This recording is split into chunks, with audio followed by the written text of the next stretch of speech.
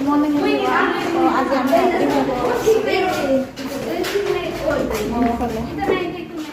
তো hello' everyone দেখিছে নহয় ইয়াত ছানডেৰ ব্লগ আছিলে আজিহে মই এডিট কৰিলোঁ আৰু এয়া আমি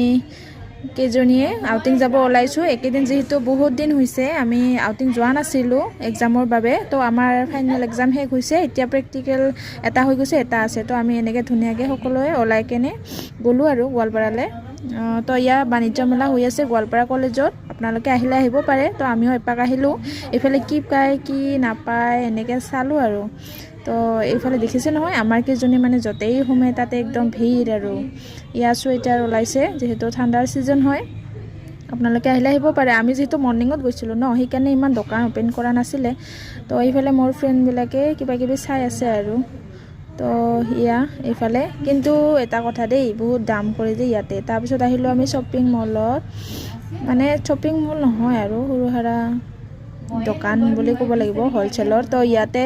মোৰ ফ্ৰেণ্ড কেইজনীয়ে একদম দোকান উঠাই দিছে আৰু ময়ো ল'লোঁ কিবা কিবি মানে যিহেতু এইটো হ'লচেলাৰ হয় ইয়াতে কমত পায় এইটো গোৱালপাৰা কলেজৰ অপজিট ছাইডত হয় আপোনালোকে আহিলে আহিব পাৰে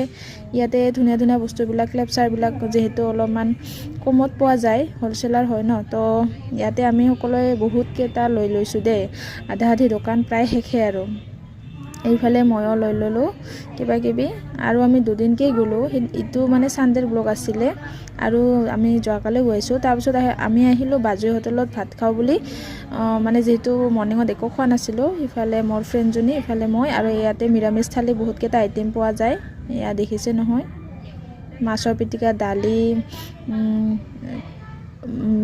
লাই ভাজা এনেকৈ বহুত তাৰপিছত ইয়াতে দৈৰ জুতিও পোৱা যায় মানে নিৰামিষ থালি খাই কেনে ইয়াতে ধুনীয়াকৈ দৈ দিয়ে দৈটোও বহুত মিঠা টেষ্টি আছিলে তাৰপিছত আহিলোঁ আমি বিশালত কিবা দেখোঁ নেকি বা ভাল বস্তু তো এনেকৈ লৈ ল'লোঁ কিবা কিবি তো আজিৰ ব্লগটো ইমানতে সামৰণি